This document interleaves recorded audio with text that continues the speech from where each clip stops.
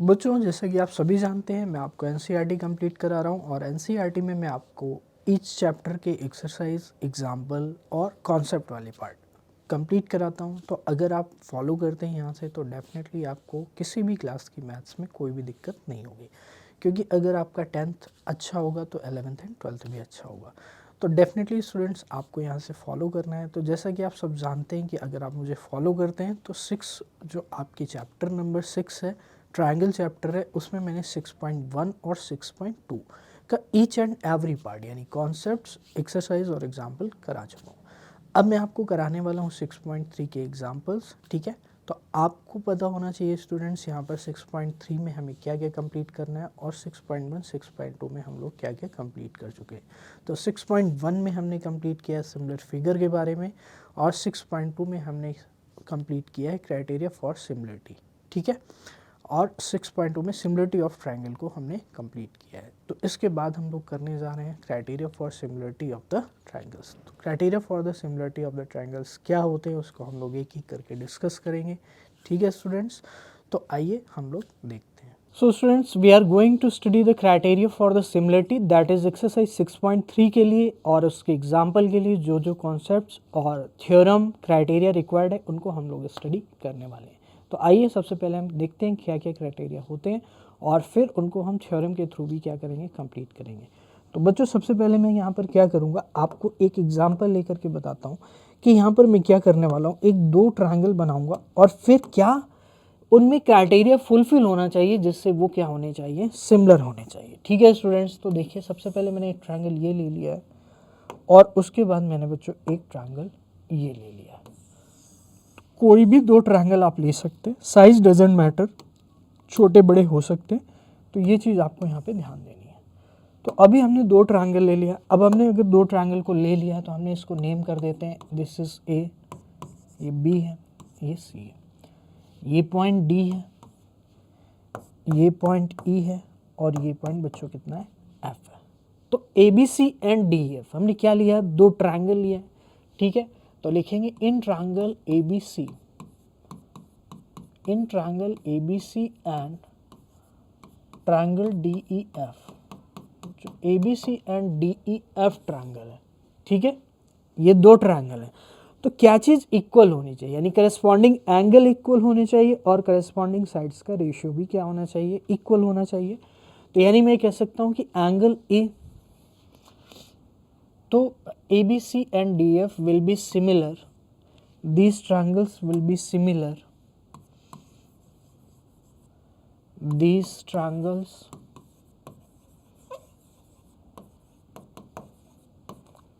will be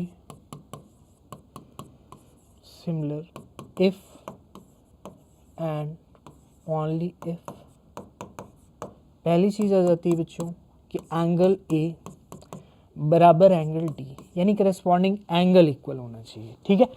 angle B बराबर angle ई, angle C बराबर angle F. दूसरी चीज़, करस्पॉन्डिंग साइड्स का रेशियो इक्वल होना चाहिए। एंड करस्पॉन्डिंग साइड्स क्या होगी, अगर हमने ए बी लिया है तो उसके करस्पॉन्डिंग कौन सी हो जाएगी, डी हो जाएगी। अगर हमने करस्पॉन्ड यहाँ पर ए बी लिया है तो उसके ठीक है स्टूडेंट्स। तो ये चीज़ हो जाएगी आपकी A B C and D F. तो यहाँ पर अब हम रेशियो लिखेंगे ए बी अपॉन डी। तो ए बी जो साइड है उसके करस्पॉन्डिंग साइड ट्रायंगल इसमें कितनी है, डी है, और जो बी सी है उसकी करस्पॉन्डिंग कौन सी है, ई एफ है। जो बी सी है उसके करस्पॉन्डिंग ई एफ है और जो ए सी है उसके करस्पॉन्डिंग कौन सी है, डी एफ है। जो ए सी है उसकी करस्पॉन्डिंग कौन सी साइड है, डी एफ है, ठीक है। तो ए सी है उसके करस्पॉन्डिंग कौन सी हो जाएगी, डी एफ हो जाएगी। तो यहाँ पर दो क्राइटेरिया, इस तरह से आपको दो पॉइंट्स याद रखने हैं कि करस्पॉन्डिंग एंगल इक्वल होने चाहिए और करस्पॉन्डिंग साइड्स का जो रेशियो है वो क्या होना चाहिए, इक्वल होना चाहिए। यानी कि जो रेशियोज आ रहे हैं ये करस्पॉन्डिंग साइड्स के रेशियो हैं। ए बी के करस्पॉन्डिंग डी है, बी सी के करस्पॉन्डिंग ई एफ है, ए सी के करस्पॉन्डिंग डी एफ है। ठीक है, तो ये आपका हो गया criteria for similarity of triangle. अब आइए देखते हैं इंपॉर्टेंट थ्योरम जिसके थ्रू हम इसको और बेटर वे से समझ पाएंगे, और क्या इसको और मॉडिफाई किया जा सकता है, क्या कुछ एक क्राइटेरिया से काम चल सकता है जिससे हम ये चीज़ कह पाएँ कि हमारा ये ट्रायंगल सिमिलर होगा या फिर नहीं होगा। तो आइए देखते हैं 6.3 थ्योरम, जिसका कि प्रूफ आपके सिलेबस में नहीं है, सिर्फ इसकी स्टेटमेंट को क्या करना है, आपको याद रखना है, और ये क्राइटेरिया के रिगार्डिंग स्टेटमेंट है, इसको आपको यूज़ करना है क्वेश्चन में। जब भी आपको सिमिलरिटी से रिलेटेड ऐसी चीज़ें आपको डेटा में दी जाती है क्वेश्चन में, तो आप इसको यूज़ करने की कोशिश करेंगे। आइए हम लोग देखते हैं सबसे पहले कि यहाँ पर जो स्टेटमेंट है वो क्या है। If in two triangles corresponding angles are equal, यानी कि हमारे पास अगर दो ट्रायंगल हैं और उनके करस्पॉन्डिंग एंगल इक्वल है, तो जैसा कि आपको मैंने लास्ट वाले में बताया, तो यहाँ पर फिर से एक बार मैं आपको याद दिला देता हूँ कि इस तरह से दो ट्रायंगल दिए गए हैं, एक ट्रायंगल ये हो गया है और एक ट्रायंगल ये हो गया है।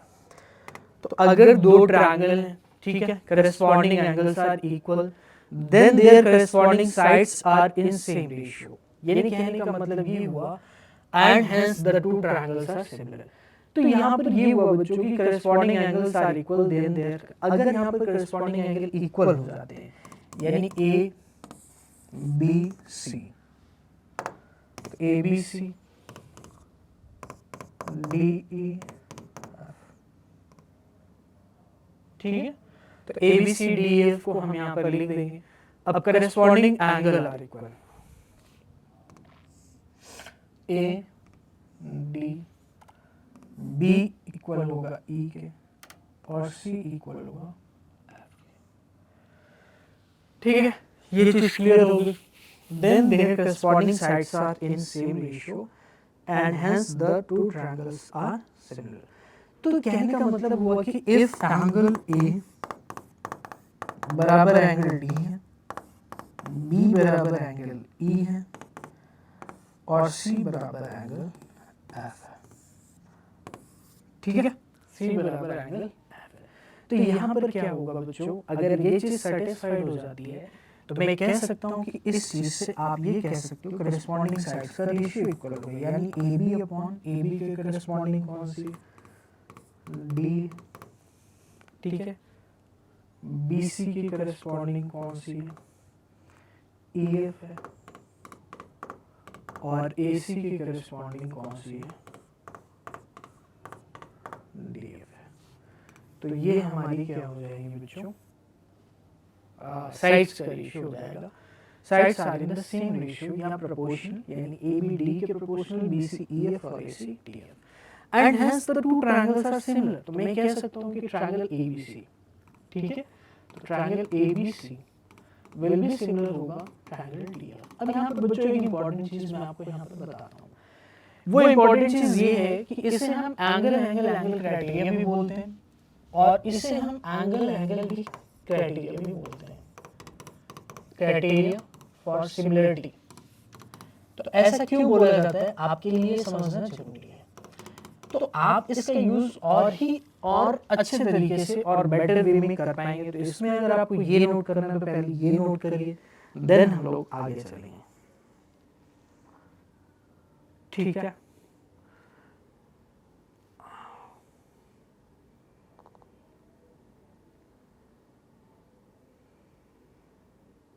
तो ये आपने नोट कर लिया होगा। अब एंगल एंगल क्राइटेरिया क्यों बोला जाता है, तो हम सबसे पहले इसको इरेज करेंगे, देन हम लोग डिस्कस करेंगे।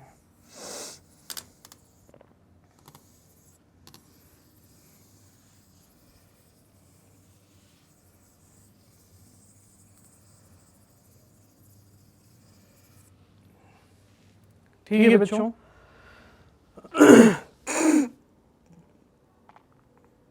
तो यहाँ पर एंगल एंगल क्राइटेरिया में मैं आपसे ये कहना चाहता हूँ कि इसको एंगल ट्रिपल एंगल क्राइटेरिया को डबल एंगल क्राइटेरिया भी क्यों बोलते हैं। एक एग्जांपल से समझ सकते हैं इसको, देखिए कैसे।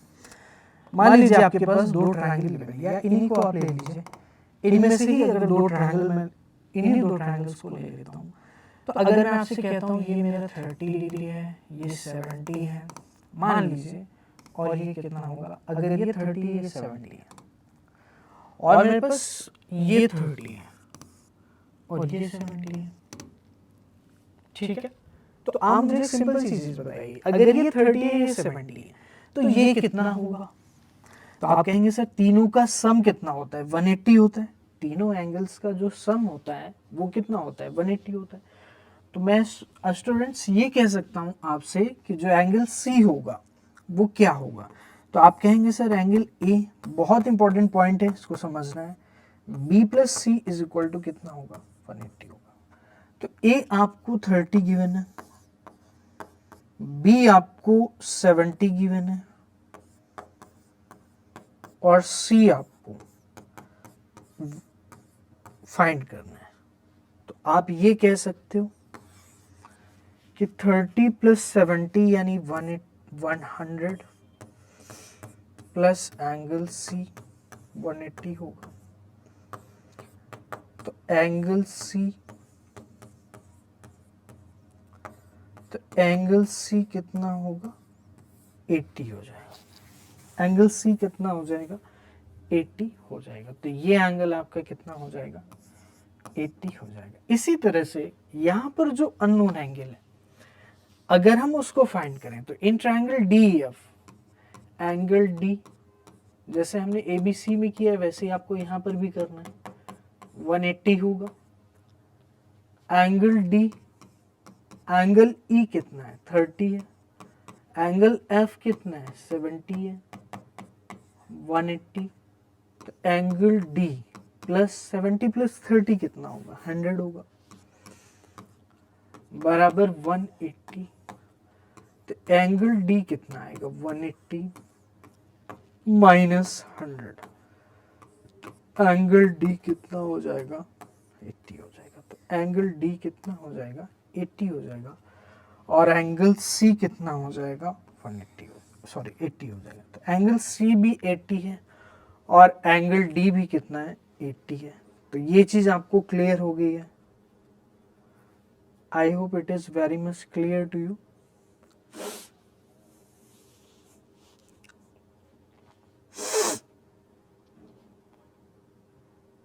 तो स्टूडेंट्स यहाँ पर मैं आपसे अब ये कहना चाहता हूँ, ये आप समझ गए होंगे, देख लिया होगा आप लोगों ने। आई वॉन्ट टू से यू कि अभी तक हमने क्या देखा, जैसे अगर हमने 80 यहाँ पर निकाला, अगर आप ध्यान से देखो, और 80 यहाँ पर भी निकाला, तो ये दोनों चीजें सेम क्यों आ रही है? ये दोनों चीजें सेम क्यों आ रही? क्योंकि हमें दिए तो दो ही एंगल थे, हमें ए और बी यहाँ पर दिया था, ई एंड एफ यहाँ पर दिया था। तो अगर हम ध्यान से देखें तो दो एंगल अगर आपके इक्वल हो जाते हैं तो आप ये ऑब्जर्व कर पा रहे हो कि थर्ड एंगल भी ऑटोमेटिकली क्या हो जाता है? इक्वल हो जाता है। इसका रीजन ये होता है क्योंकि जो आपका थर्ड एंगल होता है वो दोनों का इक्वल आएगा अगर आपके दो एंगल ऑलरेडी इक्वल हैं, due to the summation property of the triangle. यानी कि जो ट्रायंगल के एंगल्स का जो सम होता है वो कितना होता है? 180 होता है। यानी वो चीज फिक्स होती है 180। अब उनमें से हमने दो को फिक्स कर दिया तो थर्ड वैल्यू को सेम होना पड़ेगा दोनों में, तभी दोनों का सम क्या आएगा? 180 आएगा। तो इसीलिए इसको डबल ए क्राइटेरिया भी बोला जाता है। आई होप ये चीज आपको समझ में आई होगी। तो आप इन फ्यूचर अगर दो एंगल को भी इक्वल देख लेंगे किसी भी ट्रायंगल में तो फिर वो ट्रायंगल क्या हो जाएगा? सिमिलर हो जाएगा। ये चीज आपको यहाँ पर समझनी है, कोई दिक्कत नहीं होगी यहाँ पर students. I hope so it is very much clear to you. तो मैं यहाँ पर इस चीज को आपको क्या कर सकता हूँ, आगे चलूं फिर मैं, आइए अब आगे चलता हूँ। चलते हैं 6.4 थ्योरम पे और देखते हैं 6.4 थ्योरम क्या है। तो थ्योरम 6.4 क्या कहती है? If in two triangles side of one triangle are proportional to the sides of other triangle then there corresponding angles are equal, hence the two triangles are similar. तो ये कहना चाहते हैं कि अगर आपके पास दो ट्रायंगल है, मान लीजिए आपके पास एक ट्रायंगल ये है और एक ट्रायंगल ये है, तो आपके पास दो ट्रायंगल हो गए, ए बी सी,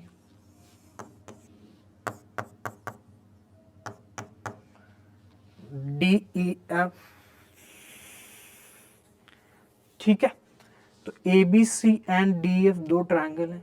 अब आपसे ये कह रहा है कि two triangles, if in two triangles side of triangles are proportional, side of triangles are proportional, यानी कि जो साइड ऑफ ट्रायंगल है अगर वो प्रोपोर्शनल है तो वहां पर क्या होगा, इन the same ratio the side of other triangle, ठीक है। यानी कि साइड की अगर हम बात करें तो साइड बताइए यहां पर क्या क्या है, तो ए बी और डी, बी सी और ई एफ और A C and D F.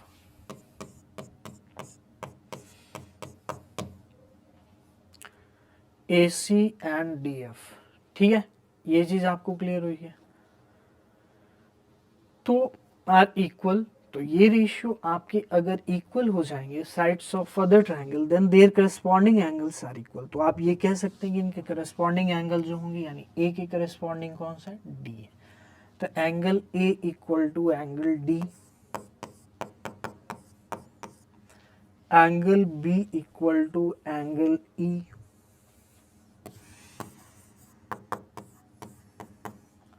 और angle C equal to angle F, ठीक है। Angle C equal to angle F. तो ये भी आपके क्या हो जाएंगे, इक्वल हो जाएंगे, और हेंस आपसे क्या बोला जाएगा, हेंस आप कह सकते हैं कि triangle A B C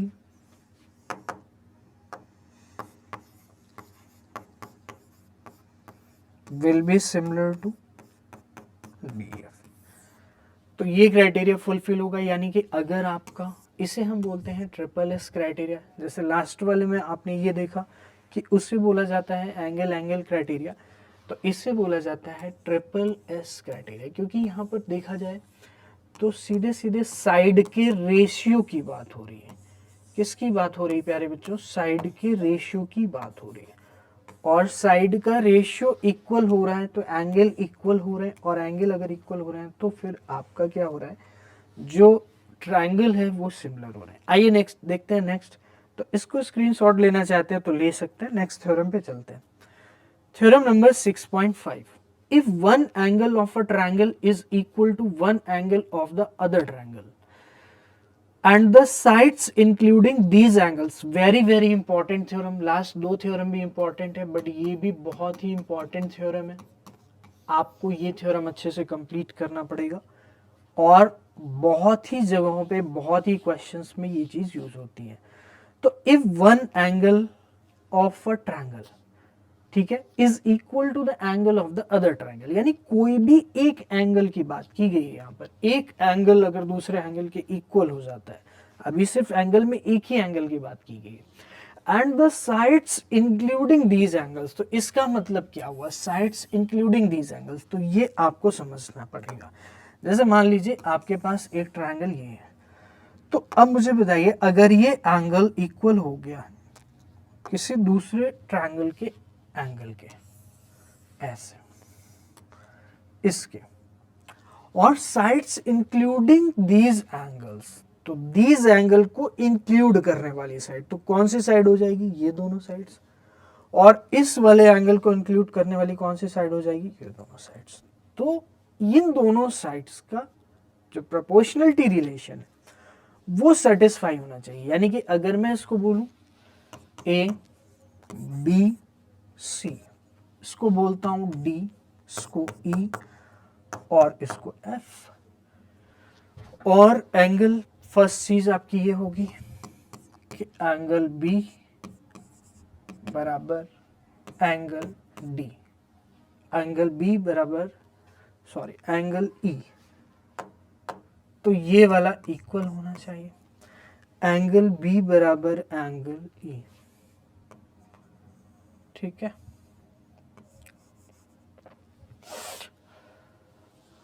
then the two triangles are similar, तो दोनों ट्रायंगल सिमिलर हो जाएंगे। अब आइए हम लोग इसको देखते हैं।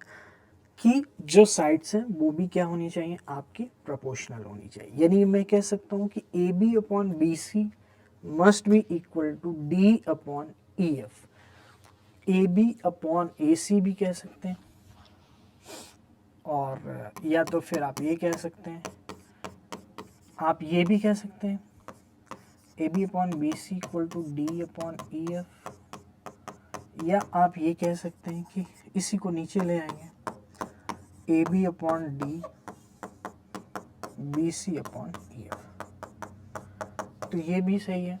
तो ए बी अपॉन डी यानी ए बी और डी का रेशियो बी सी और ई एफ के रेशियो के इक्वल है। ठीक है स्टूडेंट्स, तो ये चीज़ आपको क्लियर होगी। I hope so it is very much clear to you. तो डी और ई एफ के रेशियो के इक्वल हो जाएगी। आइए देखते हैं बच्चों, ये आप नोट कर लीजिए, बहुत ही इंपॉर्टेंट थ्योरम है। और इसको किस नेम से मेंशन किया जाता है जब भी हम इसको यूज़ करते हैं, तो बोलते हैं side angle side criteria for similarity.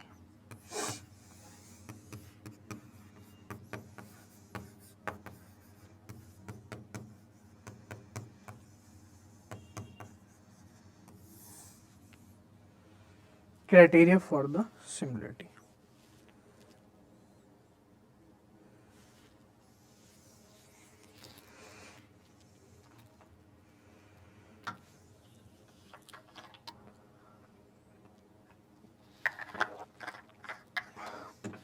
तो this is the side angle side criteria for similarity of the two triangles A B C and D F.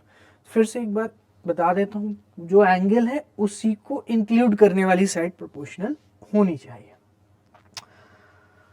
और कोई साइड अगर प्रोपोर्शनल होगी तो वो चीज फिर आपकी साइड एंगल साइड क्राइटेरिया को फुलफिल नहीं करेगा। और दूसरी चीज स्टूडेंट्स ये है कि सपोज करिए ये रेशियो इक्वल हो जाते हैं, बट यहाँ पर b इक्वल टू डी हो जाता है और रेशियो को वही रखते हैं, तो उस केस में ट्रायंगल सिमिलर कभी भी नहीं होंगे, क्योंकि जो प्रोपोर्शनल साइड है वो ये है, जबकि जो एंगल इक्वल हो रहा है वो बिना प्रोपोर्शनल वाली साइड्स में हो रहा है।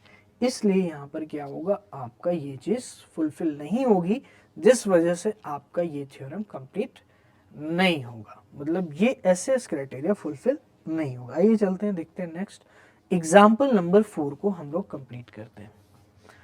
तो बच्चों एग्जाम्पल नंबर 4 को आइए हम लोग देखते हैं और कंप्लीट करते हैं कि यहाँ पर इसको हम कैसे करेंगे।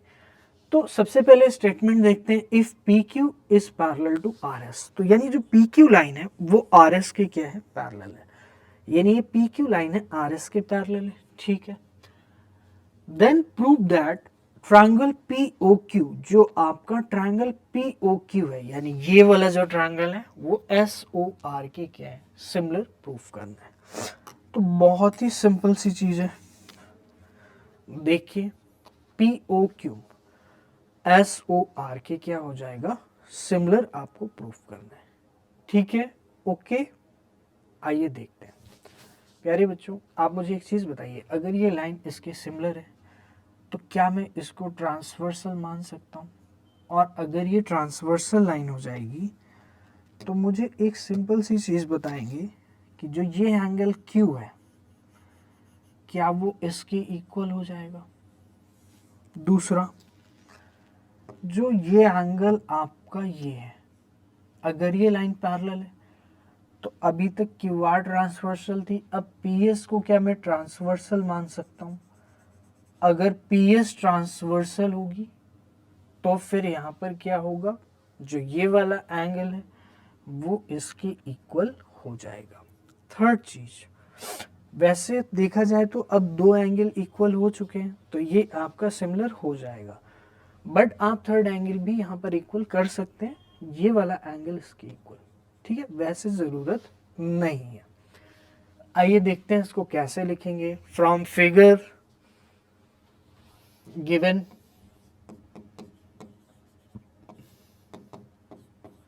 PQ is parallel to RS.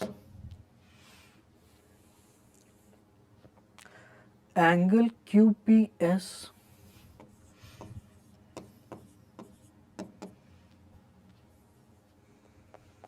PSR के इक्वल है।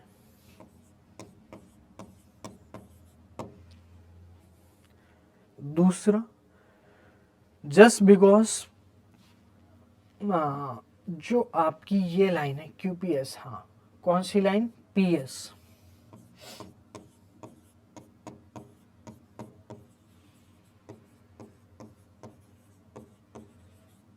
और कौन से हो जाएंगे, alternate interior angles.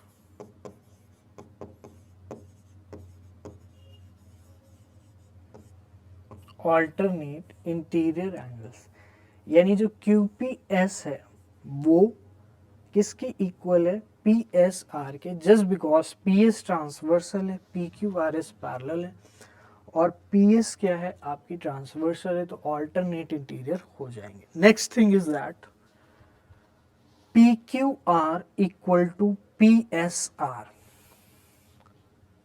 Sorry PQR जो एंगल होगा वो QRS के इक्वल होगा। PQR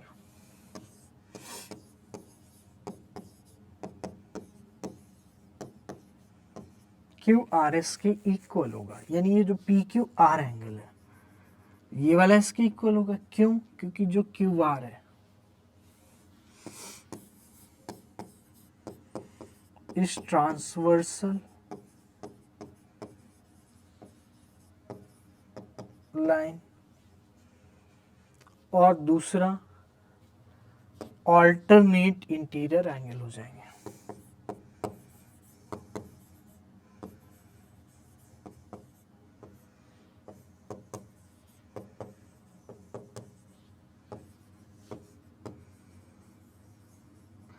तो जिन स्टूडेंट्स को इन दोनों एंगल की इक्वलिटी से सिमिलर प्रूफ करना है वो भी कर सकते हैं, या फिर जिसको ये वर्टिकली अपोजिट एंगल इक्वल दिख रहे हैं इनको भी आप लिख सकते हैं। तो angle POQ third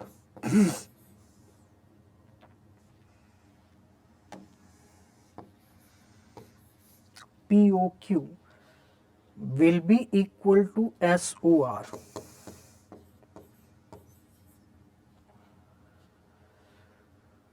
POQ equal to SOR कौन सा होगा,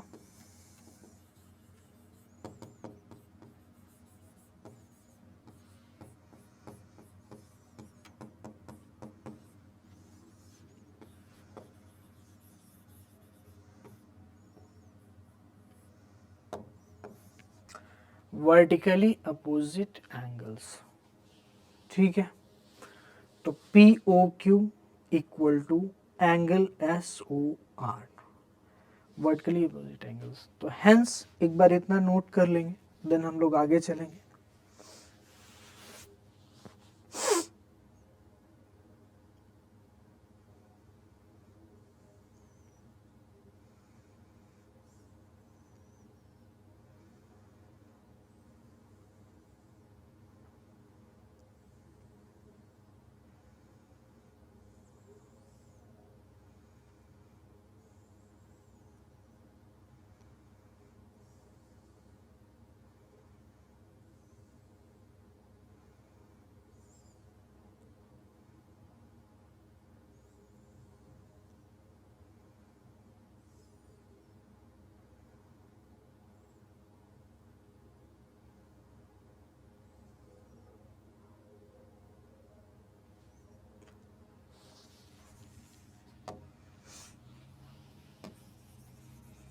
तो तीन एंगल इक्वल हो चुके हैं, तो मैं ये कह सकता हूं स्टूडेंट्स कि जो ट्रायंगल यहाँ पर बन रहे हैं वो सिमिलर हो जाएंगे। कौन से क्राइटेरिया से, एंगल एंगल एंगल क्राइटेरिया से सिमिलर हो जाएंगे। हेंस वी कैन से, और यही तो आपको प्रूफ करना था, तो लिखेंगे बच्चों हेंस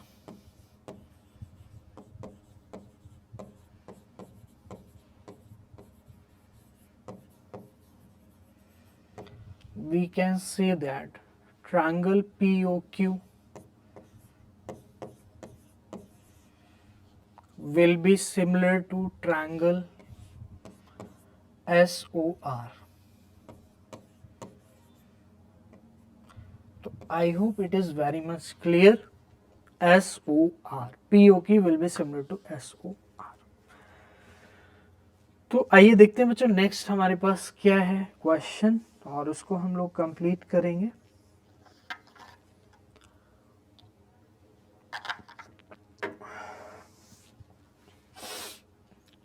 चलिए आइए देखते हैं एग्जाम्पल नंबर 5 को. बहुत ही अच्छा क्वेश्चन है, इसको कंप्लीट करते हैं. तो एग्जाम्पल नंबर 5 में क्या दिया गया कि observe and then find angle P. तो ऑब्जर्व द फिगर, जो आपको यहाँ पर फिगर दिए गए हैं, और एंगल P को क्या करना है, फाइंड करना है.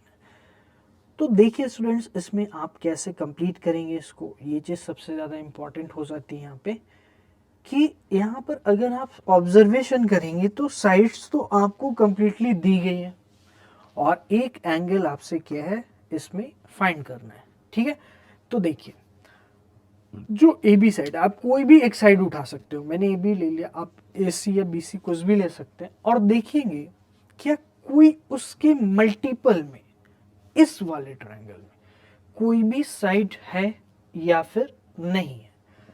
जब अगर आपको मिल जाता है तो आप देखेंगे कि दूसरा साइड उठा करके दूसरी साइड उठाएंगे. अगर आपने ये उठाया तो ये उठा सकते हैं, ये उठा सकते हैं. इसको आप पिक करेंगे और देखेंगे क्या उसके मल्टीपल में कुछ है, और फिर इस तरह से दो कंप्लीट करने के बाद आप थर्ड भी क्या करेंगे, फाइंड करेंगे. क्योंकि साइड्स के केस में जब हम ट्रिपल एस क्राइटेरिया को यूज़ करते हैं तो उसमें ऐसा नहीं होता है कि दो करस्पॉन्डिंग साइड्स का रेशियो इक्वल हो जाए तो वो ट्रायंगल सिमिलर हो जाएंगे. जबकि एंगल के केस में ऐसा होता है कि अगर दो एंगल इक्वल हो जाएंगे तो वो ट्रायंगल सिमिलर हो जाएंगे. लेकिन साइड्स के केस में क्या करना होता है, आपको तीनों ही रेशियो को इक्वल शो करना होता है, तब आप कह सकते हैं कि ये ट्रायंगल क्या होंगे, सिमिलर होंगे. तो इसीलिए यहाँ पर आपको ऑल थ्री साइड्स गिवन है. तो आप अगर ध्यान से देखेंगे बच्चों तो ए बी, अब डेसिमल में यहाँ पर एक ही साइड है और वहाँ पर डेसिमल में एक ही साइड है. तो सबसे पहले माइंड हमारा इसमें जाएगा कि ए बी के करस्पॉन्डिंग कौन सी साइड हो सकती है. तो मैं कह सकता हूँ कि ए बी और पी क्यू करस्पॉन्डिंग हो सकते हैं, लेकिन हम चेक करेंगे. तो आइए देखते हैं, सबसे पहले ए बी और पी क्यू का रेशियो फाइंड करते हैं. ठीक है, तो find the ratio of the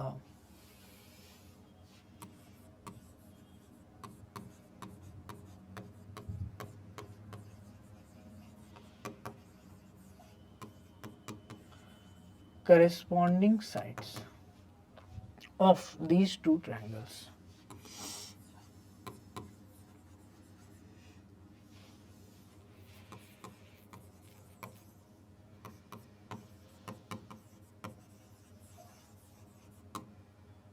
Of these two triangles. तो आइए फाइंड करते हैं A B upon P Q. तो ए बी कितना है, 3.8, और पी क्यू कितना है, सॉरी पी क्यू नहीं आर क्यू, तो यहां पर हटाना पड़ेगा इसको.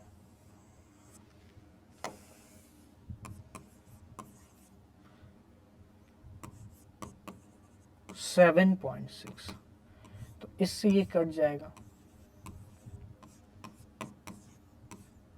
1 into 1/2. नेक्स्ट है B C upon P Q.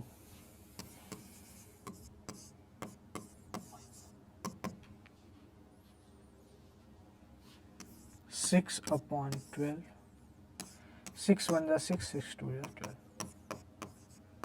1/2. इसी तरह से ए सी अपॉन, अब देखिए आप कौन सी बची उसी को ले लेंगे, तो ए सी के साथ कौन सी बचेगी, पी आर. तो A C upon P are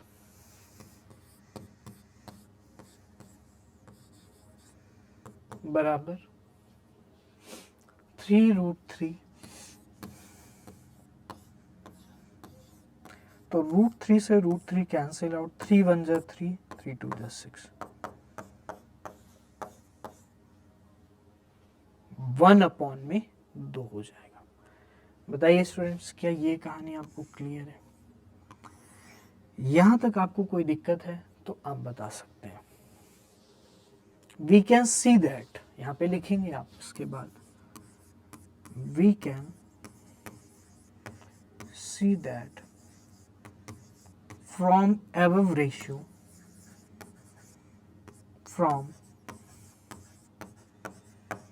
above ratio that the ratio of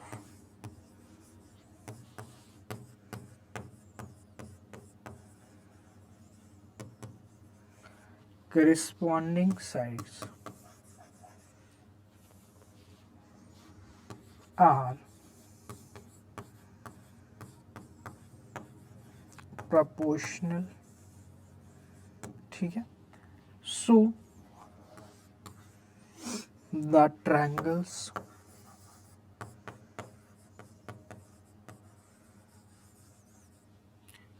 ABC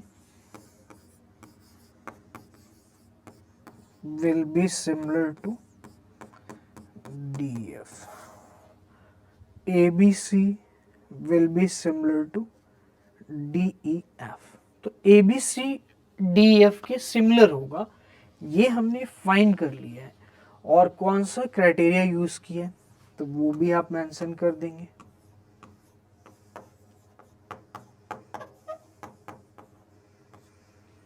triple S criteria, कौन सा क्राइटेरिया यूज किया है बच्चों? ट्रिपल एस क्राइटेरिया को हमने यहाँ पर यूज किया। तो ये आप लोग नोट कर लेंगे डियर स्टूडेंट्स। हम लोग आगे चलते हैं उसके बाद। अभी ये क्वेश्चन कंप्लीट नहीं हुआ है और हम लोग इसको कंप्लीट करेंगे इसके बाद। तो आई होप इसको पॉज करेंगे, नोट करेंगे। सिमिलरिटी तक हमने प्रूफ कर दिया, तो सिमिलरिटी के बाद हम लोग आगे इसको कंप्लीट करते हैं। तो अब मुझे एक सिंपल सी चीज बताइए कि अगर ये दोनों ट्रायंगल सिमिलर हो चुके हैं, अगर ये दोनों ट्रायंगल सिमिलर हो चुके हैं तो मैं क्या कह सकता हूं? सिमिलरिटी के केस में, सिमिलरिटी के केस में दोनों ही ट्रायंगल्स के करेस्पॉन्डिंग एंगल भी क्या होंगे? इक्वल होंगे। यानी कि जो करेस्पॉन्डिंग एंगल होगा, अब यहां पर सबसे इंपॉर्टेंट चीज हमारे पास ये आ जाती कि जो ट्रायंगल के नेम है वो करेस्पॉन्डिंग्स में हम कैसे लिखेंगे। तो 3.8 की करेस्पॉन्डिंग 7.6 है, 3.8 के अपोजिट C है, वहां पर P है। तो यहाँ पे आप लिखेंगे C के करेस्पॉन्डिंग पॉइंट क्या होगा? वर्टेक्स P हो जाएगा। AC के अपोजिट B है और इसके अपोजिट Q है, तो BQ हो जाएगा और जो बचेगा वो आ जाएगा यानी R। तो ये ट्रिक है इसकी, सिमिलर हो जाएंगे, ठीक है। CBA will be similar to this. तो अब देखिए, अब यहां से आप रेशियो या एंगल को इक्वल कर सकते हैं। तो A इक्वल होगा R के, बट हमें A तो निकालना नहीं, हमें P निकालना है। C इक्वल होगा P के, तो ये कंफर्म हो गया कि C जो है वो P के इक्वल होगा। अच्छा, P के रिगार्डिंग हमें कुछ भी नहीं पता है क्योंकि यहां पर कोई भी आपको एंगल नहीं पता है, तो C इक्वल होगा P के। अब लेकिन हम C निकाल सकते हैं, कैसे निकालेंगे? हमें पता है इस ट्रायंगल में तीनों एंगल का सम 180 है। तो एंगल जो C होगा +80 और +60 वो कितना होगा? 180। तो angle C 140 equal to 180। Angle C 180 minus 140, तो मैं कह सकता हूं ये कितना हो जाएगा? 40 हो जाएगा। तो एंगल C कितना हो जाएगा? 40 हो जाएगा। क्या ये चीज आपको क्लियर हो रही है? एंगल C कितना हो जाएगा? 40। और मुझे पता है एंगल C इक्वल है एंगल P के, तो यहां से मैं कह सकता हूं कि हेंस एंगल P कितना होगा? 40। प्यारे बच्चों एंगल पी भी कितना हो जाएगा 40 हो जाएगा। तो ये चीज़ समझ में आ गई। सबसे पहले हमने साइड्स की रेशियो को फाइंड किया, देन हमने ये चीज़ प्रूफ की कि ये दोनों ट्रायंगल सिमिलर होंगे। कौन से क्राइटेरिया से होंगे? ट्रिपल एस क्राइटेरिया से, क्योंकि यहाँ पर साइड की रिगार्डिंग ही इंफॉर्मेशन आपको दी गई है। तो ट्रिपल एस क्राइटेरिया से दोनों ही ट्रायंगल क्या हो जाएंगे? सिमिलर हो जाएंगे। और अगर दोनों ही ट्रायंगल यहाँ पर सिमिलर हो जाएंगे तो डेफिनेटली स्टूडेंट्स मैं ये कह सकता हूँ कि सिमिलर अगर है तो करस्पॉन्डिंग एंगल भी इक्वल हो जाएंगे। तो जो हमारे काम का करस्पॉन्डिंग एंगल है उसको हम इक्वल करके लिख देंगे। हमारे लिए ए आर इम्पॉर्टेंट नहीं था, हमें इम्पॉर्टेंट चीज़ चाहिए थी पी। तो पी हमें यहाँ पर मिल चुका है, angle C is equal to angle P, यानी C equal to angle P. ये यानी जो ये एंगल है ये इसकी करस्पॉन्डिंग है। अब हमें पता है सी पी के इक्वल है, तो पी के रिगार्डिंग हमें कोई भी इंफॉर्मेशन नहीं है तो हम सी निकाल सकते हैं by using angle sum property of triangle. ठीक है, यहाँ पे लिख देंगे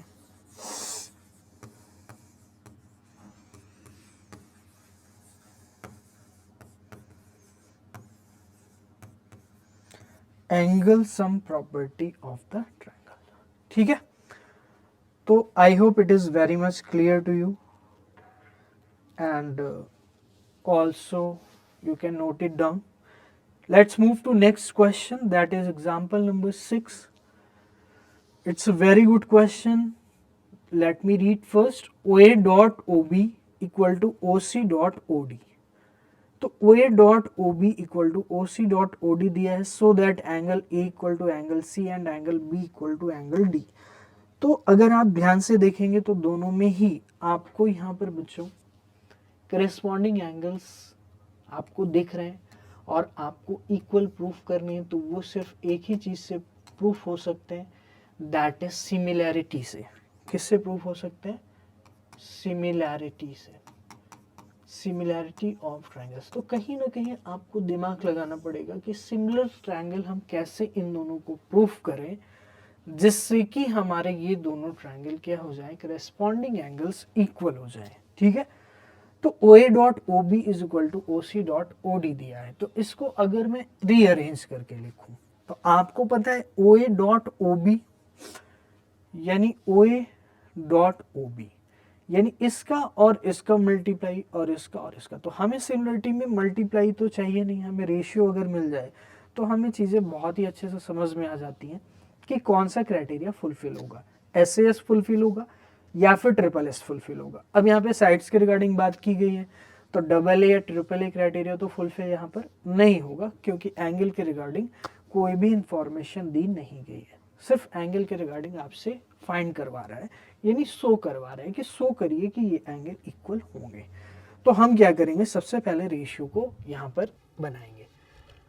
तो बच्चों रेशियो बनाने का सबसे बेहतर तरीका ये है कि जो यहाँ पर नीचे आना चाहिए डिनोमिनेटर में, मान लीजिए मैं OA लेता हूँ, तो जो OA के डिनोमिनेटर में आना चाहिए वो उस ट्रायंगल की साइड नहीं होनी चाहिए जिसमें OA खुद है। मैंने आपसे क्या बोला कि वो ये रेशियो बनाने का तरीका है। अब यहाँ पर आप OC को भी नीचे ला सकते हैं, OD को भी नीचे ला सकते हैं, तो यहाँ कन्फ्यूजन स्टार्ट होगी कि किसको नीचे लाया जाए। तो यहाँ पर सबसे इम्पॉर्टेंट चीज़ ये हो जाती है कि OA के नीचे उस साइड को लाएंगे जिसकी जिसकी जो आपकी OA में खुद नहीं है। मीनिंग ये हुआ कि OA जिस ट्रायंगल में है उसमें आपकी वो साइड होनी चाहिए, उसको नहीं लाना है। तो अब देखिए OD ऑलरेडी है, जिस ट्रायंगल में OA है वो OD उसमें है, तो OD ऑलरेडी है, तो हमें कौन सी लानी पड़ेगी, OC लानी पड़ेगी। तो OA के नीचे हमें क्या लाना पड़ेगा, OC लाना पड़ेगा। तो ऑब्वियस सी चीज़ है, आप मुझे बताइए OD अपॉन में क्या हो जाएगा, OB। अब एक ही तरीका बचा OB को नीचे लाने का, तो OA अपॉन OC अगर आप ध्यान से देखेंगे, मैं आपको हाईलाइट करके अगर दिखाऊंगा तो यहाँ पर स्टूडेंट्स हाईलाइट करने पर आप देख सकते हैं कि OA ये वाली साइड है और OC ये वाली साइड है। जो OD साइड है वो ये वाली है और जो OB साइड है वो ये वाली है।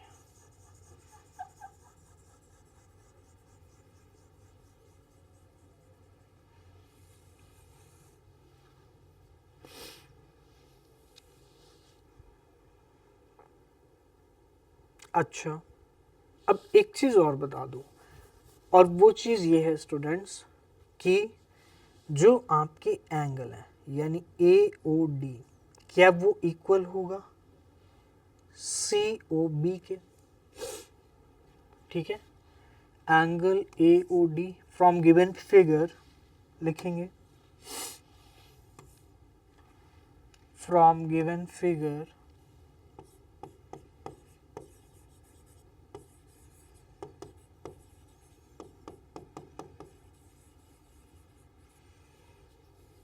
from given figure angle AOD बराबर होगा एंगल COB के। एंगल AOD क्यों होगा यहाँ पे लिख देंगे, vertically opposite angle, vertically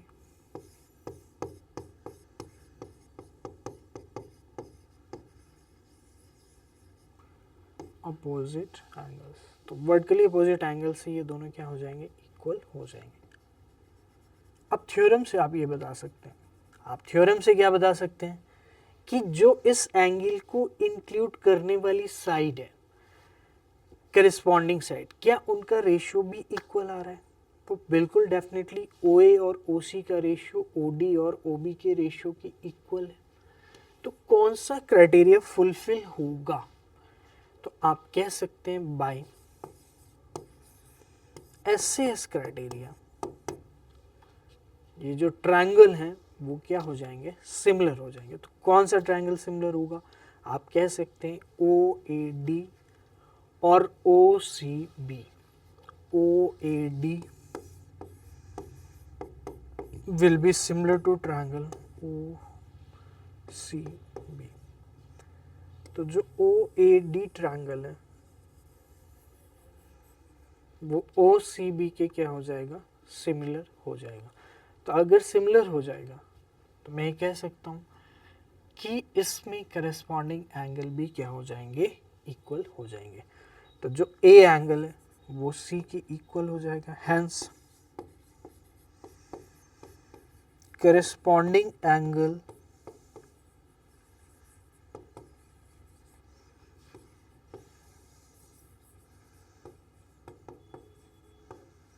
will be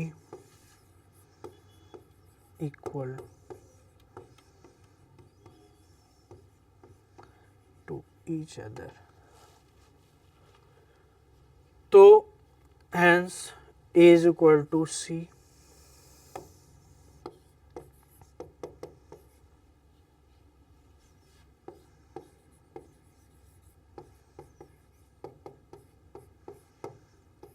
B equal to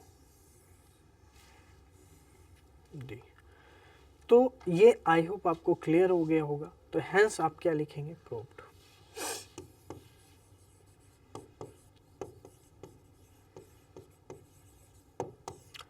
hence ये चीज़ क्या हो जाएगी, प्रूफ हो जाएगी। तो ये क्वेश्चन आप नोट कर सकते हैं, बहुत ही इजी क्वेश्चन है ये। बस आपको थोड़ा सा दिमाग लगाना था कि यहाँ पर कौन सा क्राइटेरिया लगेगा और कैसे इक्वलिटी ऑफ द ट्रायंगल को हम लोग यहाँ पे प्रूफ करेंगे। आप इसको नोट कर सकते हैं या फिर इसका स्क्रीनशॉट ले सकते हैं।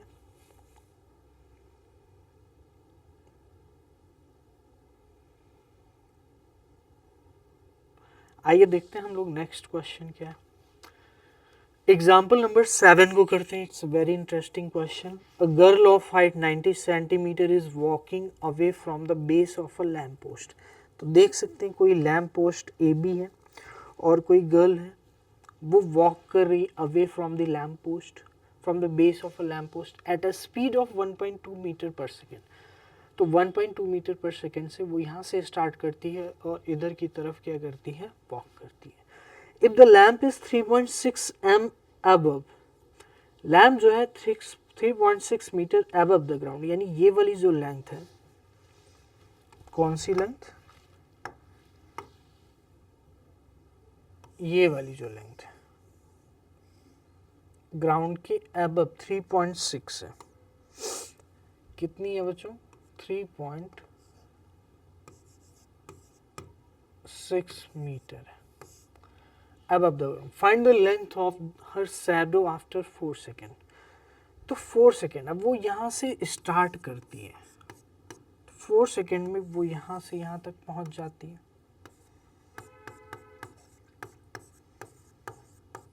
इन 4 सेकेंड।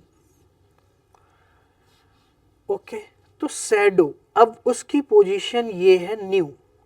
तो CD अगर आपकी गर्ल है तो उसकी जो शैडो होगी वो D हो जाएगी। D will be the shadow of the girl. D क्या होगी? शैडो हो जाएगी किसकी? गर्ल की। D will be the shadow of the girl. ठीक है, तो ये सारी चीजें गिवन है। अच्छा, अब मुझे एक चीज सिंपल सी बताइए कि वो 4 सेकेंड तक वॉक करती है। कितने सेकेंड तक वॉक करती है? 4 सेकेंड तक। तो आप लिखेंगे distance travelled by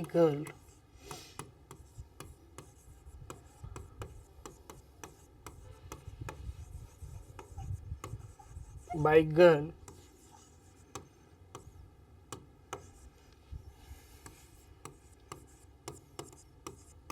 in 4 second. तो आप सभी को पता है जो डिस्टेंस होती है वो क्या होती है? Speed into time. तो स्पीड कितनी है? स्पीड है 1.2 और टाइम कितना है? 4। तो 1.2 मीटर पर सेकेंड ये है, टाइम है 4 सेकेंड। तो कितना वॉक करेगी?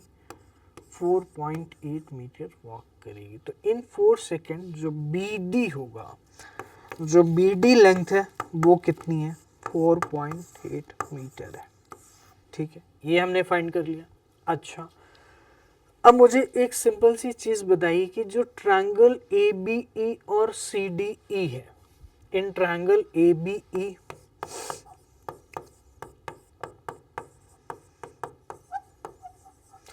and in triangle CDE, angle B equal to angle D। ऐसा क्यों? क्योंकि जो गर्ल है और लैम्प पोस्ट है वो दोनों ही ग्राउंड के वर्टिकल हैं। Lamp post and girl both are vertical to the ground. तो दोनों ही ग्राउंड के क्या हैं? वर्टिकल हैं। तो दोनों अगर ग्राउंड की वर्टिकल हैं तो डेफिनेटली स्टूडेंट्स ये क्या हो जाएंगे? 90 डिग्री हो जाएंगे और दोनों ही क्या हो जाएंगे? इक्वल भी हो जाएंगे। दूसरी चीज ये है स्टूडेंट्स कि जो एंगल E है वो दोनों ही ट्रायंगल में अगर आप ध्यान से देखोगे तो कॉमन है। सो आप लिखेंगे angle E equal to angle E। तो ऊपर का इरेज करूंगा, आप नोट कर सकते हैं या स्क्रीनशॉट ले सकते हैं।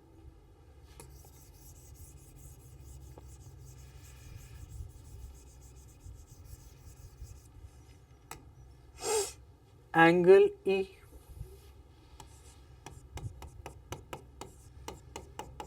ठीक है, क्या लिखेंगे? Common angle. तो आपके दिमाग में अब समझ में आ गया होगा कि मैं क्या कहना चाहता हूं। कॉमन। तो अब मुझे सिंपल सी चीज बताइए स्टूडेंट्स कि दोनों ही में कॉमन एंगल हो गया तो दो एंगल इक्वल हो जाएंगे। तो हेंस आप क्या कह सकते हैं कि जो ट्रायंगल ABE है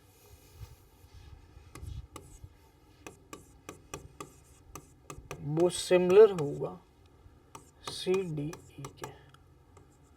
जो ABE है वो सिमिलर होगा CDE के।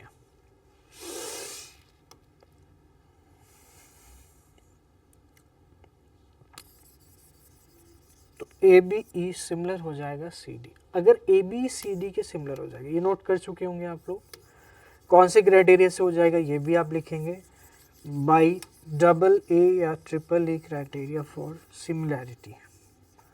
तो अभी हमने 4.2 को यूज़ में नहीं लिया, तो हमें 4.2 को यहाँ पे रखना है, 4.8 मीटर। तो लिखेंगे by double A criteria for similarity,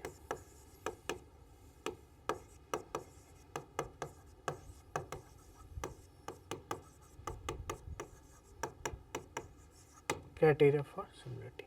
अच्छा, अब हमें डी निकालना है। क्या निकालना है? डी निकालना है। तो अगर ये सिमिलर है तो मैं ये कह सकता हूँ कि बी डी और डी का रेशियो वही होगा जो ए बी और सी डी का होगा, सॉरी बी डी और बी, या आप ये कह सकते हैं डी और बी, यानी कि ये वाला इस ट्रायंगल का और बड़ी वाली बी कंप्लीट ट्रायंगल की, ये वाली इस ट्रायंगल की और ये इस ट्रायंगल की, सी डी इस वाले ट्रायंगल की और ए बी इस वाले ट्रायंगल की।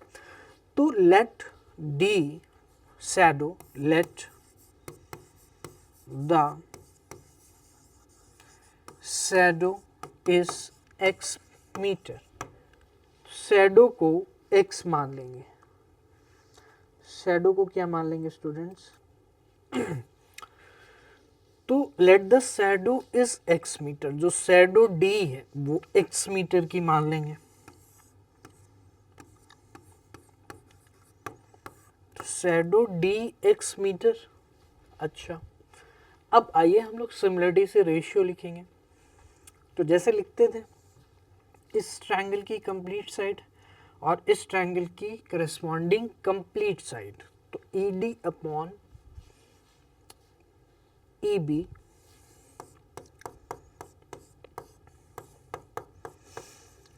बीच वाली जो साइड है यानी C D upon A B, आप तीनों ही रेशियो लिख सकते हैं, फिर जो भी यूज होगा कोई दो हम उसको ले लेंगे। तो ई सी अपॉन ई ए, इसमें कोई भी दिक्कत नहीं है। अब देखिए आपको जो गिवन है, अब देखिए ई डी आपको एक्स लेट करना पड़ा है, तो ई डी हमारे पास मान लिया है, ई बी हमें गिवन है, सी डी हमें नहीं, सी डी के रिगार्डिंग हमें क्या गिवन है? कुछ भी नहीं गिवन है, यानी हाइट ऑफ 90 सेंटीमीटर। तो बस यहाँ पे बच्चों आप केयरफुल रहना है कि सेंटीमीटर को किस में कन्वर्ट करेंगे? मीटर में। तो आप सभी को पता है 1 मीटर में 100 सेंटीमीटर, तो 90 सेंटीमीटर यानी आपको 90 सेंटीमीटर को क्या करना पड़ेगा? 100 से डिवाइड करना पड़ेगा, यानी 0.9 आ जाएगा। तो हमें कौन कौन सी चीज़ गिवन है? तो मैं कह सकता हूँ हमारे लिए जो इम्पोर्टेंट रेशियो है वो कौन सा है? ये। तो इसी में हम वैल्यूज़ को रखेंगे। तो ई डी हमारे पास x है, ई बी हमारे पास 4.8 प्लस x, जो ई सी है वो कितना है? सॉरी ई सी नहीं है, सी डी लेंगे हम, तो इन दोनों को लेंगे, सॉरी इन दोनों रेशियोज को लेंगे। सी डी आपका कितना है बच्चों? सी डी है आपकी गर्ल की हाइट यानी 0.9, और ए बी आपको ऑलरेडी गिवन है 3.6। तो इससे कट जाएगा 4 बार, तो 1/4 आएगा इधर। तो क्रॉस करेंगे तो 4x 1 से मल्टीप्लाई 4.8 प्लस x को इधर लाएंगे। तो एक बार इतना नोट करिए, फिर जगह नहीं है तो आगे कंप्लीट करेंगे। You can take the screenshot और नोट इट डाउन। तो हमारे लिए वो इक्वेशन काम की है, तो हम उसको रखेंगे स्क्रीन में, बाकी चीज़ें हम क्या करेंगे? इरेज करेंगे।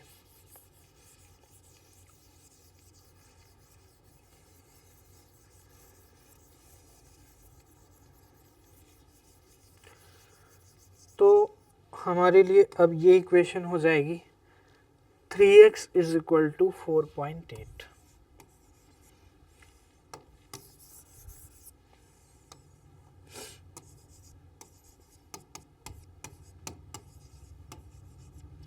तो x हो जाएगा 4.8 अपॉन में 3, यानी x से काट देंगे इसको 3 से, 3 1 जा 3, 3 6 जा 18,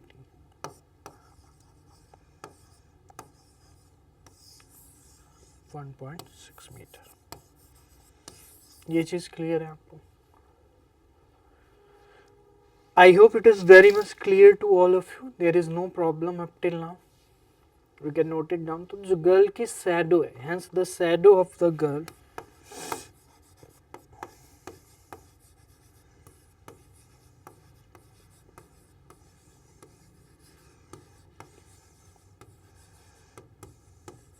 equals to 1.6 मीटर 1.6 मीटर हो जाएगी। तो I hope it is very much clear, you can note it down.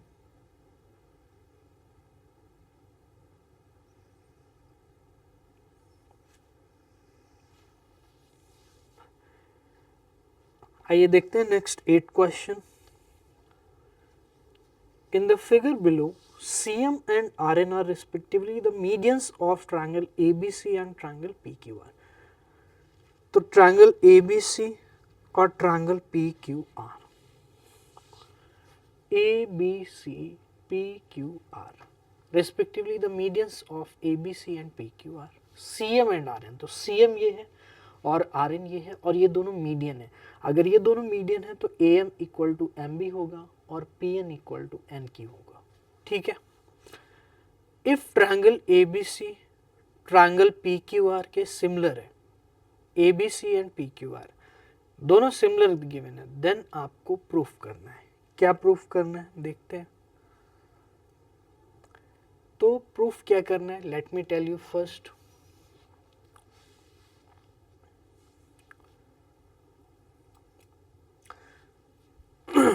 तो बच्चों क्या प्रूफ करना है वो आपको नोट करना है यहाँ से। तो let me tell you first क्या प्रूफ करना है। तो प्रूफ करना है triangle AMC is similar to PNR। आपको ट्रायंगल AMC दिख रहा होगा फिगर में, AMC वो PNR के सिमिलर है।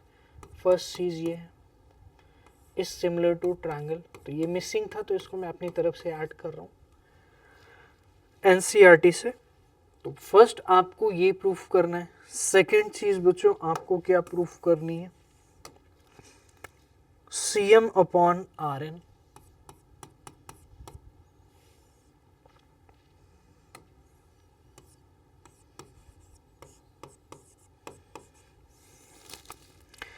AB अपॉन PQ के इक्वल है।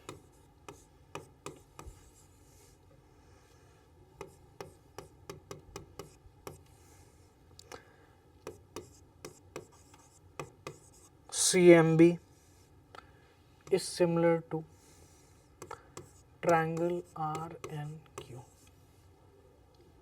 तो ये तीन चीजें हैं। तो मैं इसको ऊपर लिख देता हूँ जिससे हम यहाँ पर कैलकुलेशन कर पाएंगे अच्छे से, कोई भी दिक्कत यहाँ पर नहीं होगी। ठीक है स्टूडेंट्स। तो I hope it is very much clear to all of you कि क्या चीज़ हमें प्रूफ करनी है यहाँ पर और कैसे करनी है, उस चीज़ को हम लोग समझेंगे। तो इस चीज़ को सबसे पहले ऊपर लिखेंगे क्योंकि फिर स्पेस नहीं बचेगा कैलकुलेशन के लिए। तो let me first tell you कि इसको हमें लिखना कहाँ पर है। तो आइए पहली चीज़ AMC सिमिलर टू PNR, पहली चीज़ लिखेंगे AMC triangle is similar to PNR, पहला।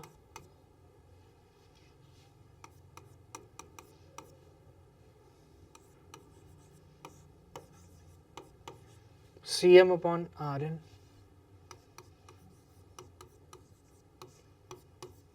AB upon PQ। Next third CMB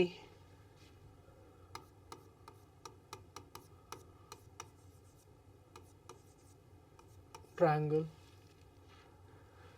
similar to RNQ। R N Q. तो ये तीन चीज़ें प्रूफ करनी। तो अब हमारे लिए यहाँ पे स्पेस रहेगा प्रूफ करने के लिए। तो आइए देखते हैं, स्टार्ट करते हैं, एक एक करके चीज़ों को समझते हैं कैसे प्रूफ करना है। तो AMC और PNR कौन से ट्रायंगल है और क्या गिवन है कि ABC PQR के सिमिलर, यानी ABC PQR के सिमिलर है। तो सबसे पहली चीज़ आ जाती है गिवन।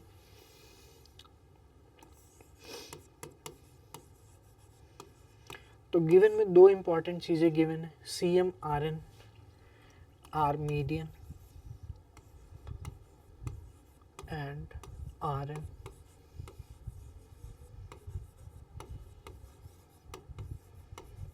R medians। दूसरा ABC is similar to PQR।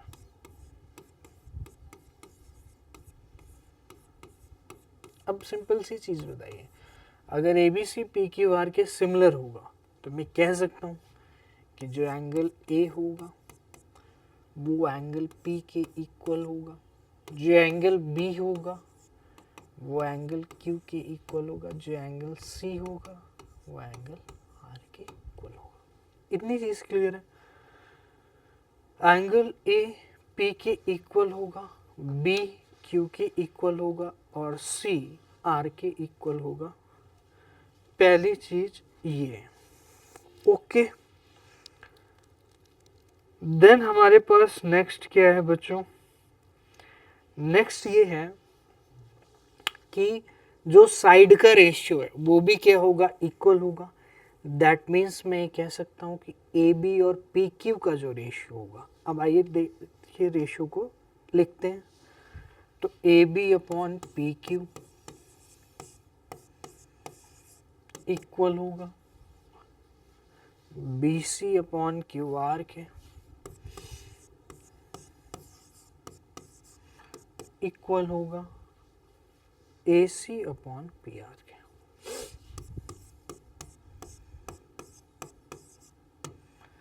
इतनी चीज क्लियर है, AC अपॉन PR के। Okay, I hope it is very much clear. अब AMC और PNR को देखिए जो हमें प्रूफ करना है। तो AMC ये है, PNR ये।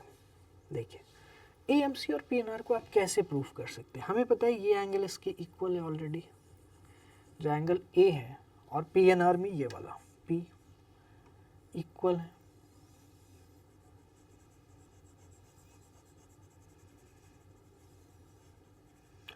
ठीक है, A इक्वल P है तो लिखेंगे।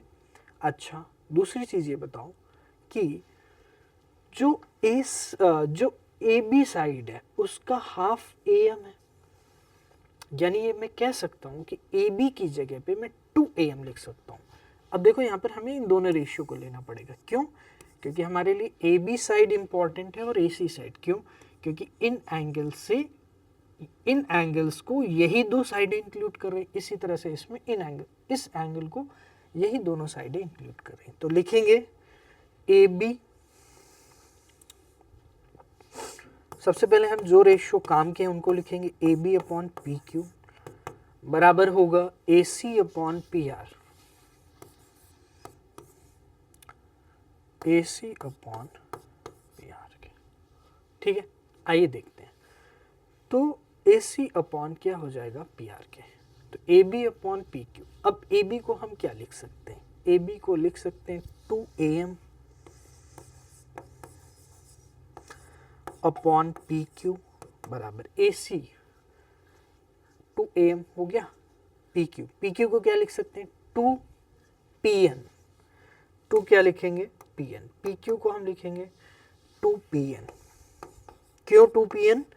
क्योंकि हमें पता है जो RN है वो मीडियन है, और अगर वो मीडियन है तो डेफिनेटली ये आपका PQ PN का डबल होगा। PN ही क्यों लेना है?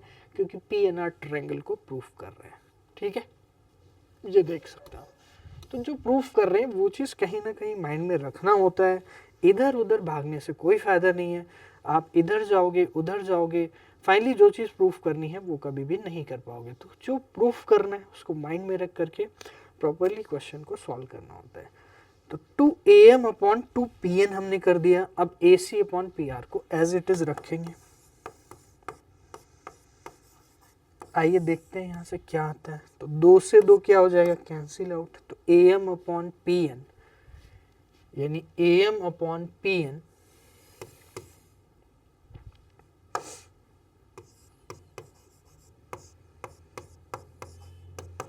बराबर होगा AC अपॉन PR। अब देखिए AM upon PN AC upon PR, या फिर इसी चीज़ को ऐसे भी लिख सकते हैं AM अपॉन AC बराबर PN अपॉन PR। तो पहली चीज़ ये हो गई, and angle A equal to angle P। ठीक है, प्रूव्ड अबव।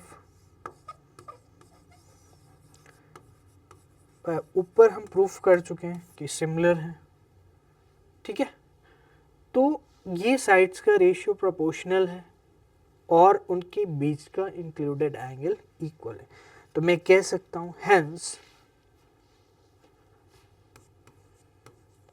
एक बार आप इतना नोट करेंगे तो लिखने की जगह हो जाएगी।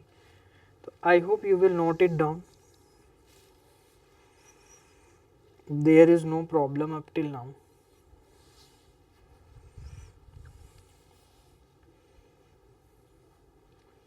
आइए देखते हैं।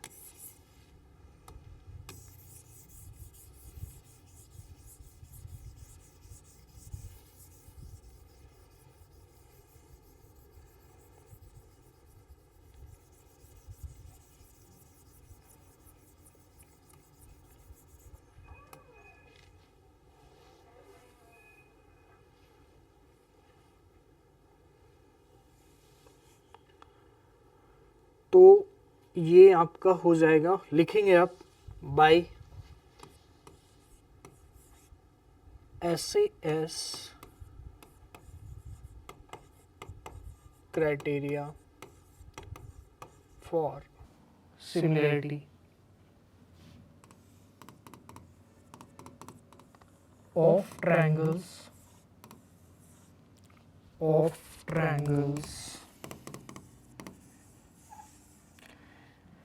ABC and ABC नहीं, आपको ये ट्रायंगल लेना है AMC and PNR will be similar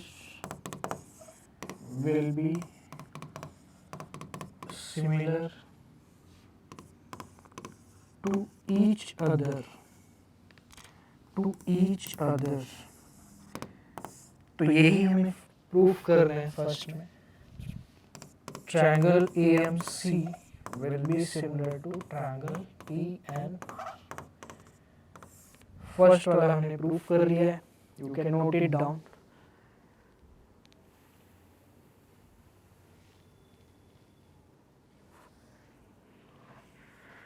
तो आइए हम लोग देखते हैं सेकंड वाले में क्या करना है, CM अपॉन RN। तो CM आप देखिए, CM मीडियन है आपकी खुद ही, और RN भी मीडियन है।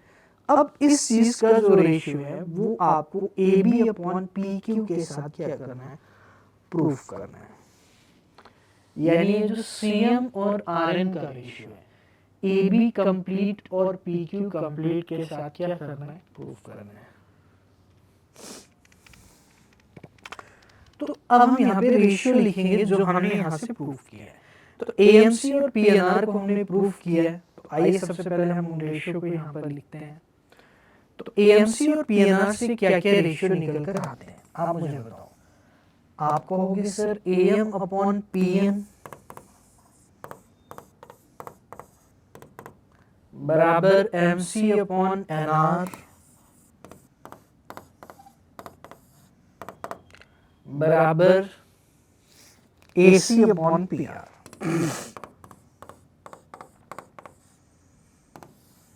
AC upon PR।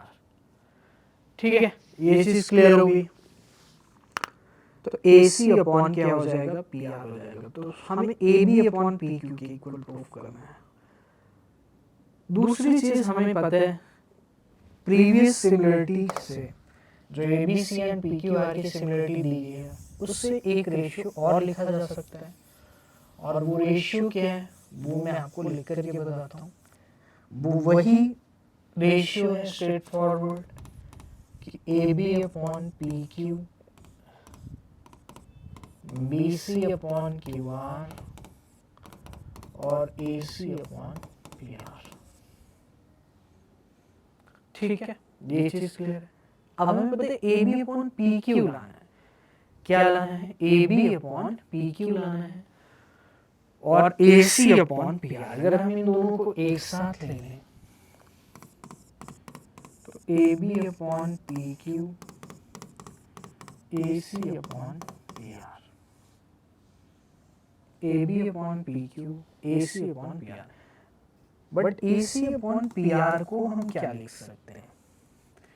ए सी अपॉन पी आर को हम कुछ नहीं लिख सकते। A B upon P Q C M upon R N आना है, तो C M upon R N कैसे आ सकता है?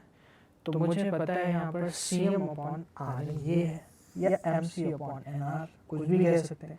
तो A C upon P R and जो सी एम या M C upon N R या C M upon R N लिख सकते हैं equal to A C upon P are.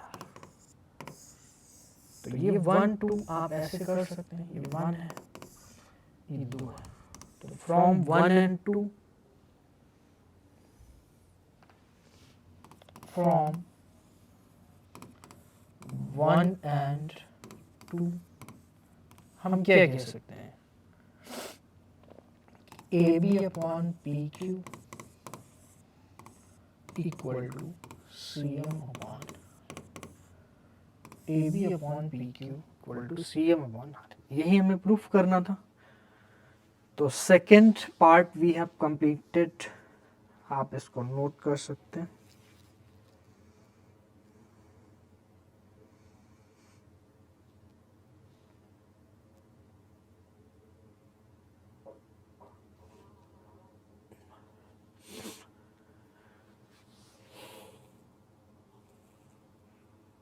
We have completed the second part. Now we are going to prove the third part.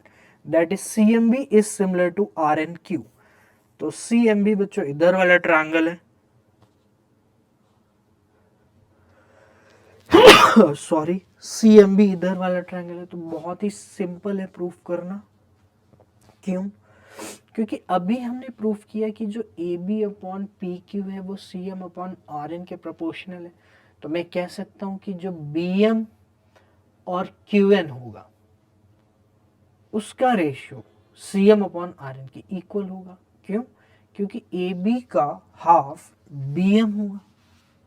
तो कैसे लिखेंगे वो सारी चीजें हम डिस्कस करते हैं। आप इसको नोट कर चुके होंगे, यह स्क्रीनशॉट ले लेंगे। आइए देखते हैं। तो रेशियो को यहाँ पे लिखा रहने देंगे। तो देखिए सबसे पहली चीज C M upon R N वाला रेशियो आपको क्लियर हो गया, C M upon R N. तो B C A C upon P R का रेशियो इक्वल है C M upon R N के। तो यहाँ पे A C upon P R के इक्वल में मैं C M upon R N भी लिख ले रहा हूँ। ठीक है, ये चीज क्लियर है। अब देखिए, तो यहां से हम दो रेशियो सिंपल से उठाएंगे, जरूरत पड़ेगी तो C M upon R N का वैसे यूज नहीं होगा, बट हमने लिख लिया है, देयर इज नो प्रॉब्लम। तो मैथ्स में ऐसे ही होता है कि सारी चीज़ें राइट डाउन करेंगे, फिर देखेंगे क्या क्या चीज़ें यूज़ में आ रही हैं, उसके अकॉर्डिंग उनको कंप्लीट करेंगे। तो ए बी, अब देखिए हमें जो ट्रायंगल से मतलब है सी एम बी, तो लिखेंगे in triangle C M B and R N Q,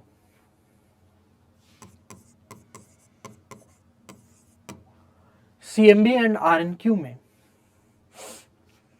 जो आपका रेशियो है यानी एम बी का या बी एम का, हमें पता है कि जो ए बी है और पी क्यू है। तो यहां पे आपको पता है क्या करना पड़ेगा, ऐसे लिखेंगे कि इस रेशियो में ए बी को आप क्या कर रहे हैं, 2 बी एम लिख रहे हैं, ये 2 एम बी लिख रहे हैं, पी क्यू इसमें क्या लिख रहे हैं, 2NQ लिख रहे हैं equal to BC upon QR के, and angle B equal to angle Q। ठीक है, 2 से 2 कट गया।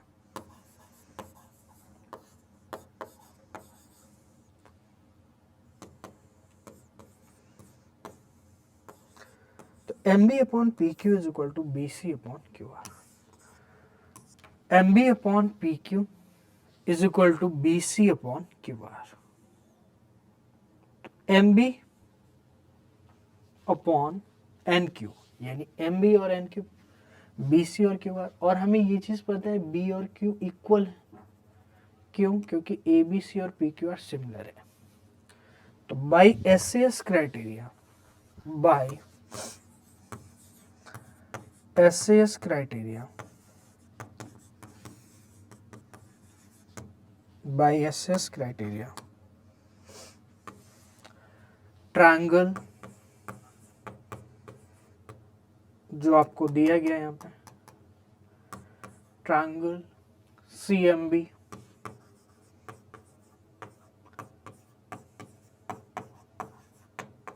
RNQ के क्या होगा, प्रोपोर्शनल हो जाएगा, वो सॉरी सिमिलर हो जाए। तो इस तरह से हमने बच्चों प्रूफ कर दिया है तीनों ही पार्ट को। आई होप ये चीज़ें आपको समझ में आएंगी, there is no problem up till now. तो example number 8 we have completed. तो स्टूडेंट्स आपका यहाँ तक पूरा एग्जाम्पल कंप्लीट हो चुका है, जो 6.3 एक्सरसाइज है। ठीक है, आप इसको नोट कर सकते हैं।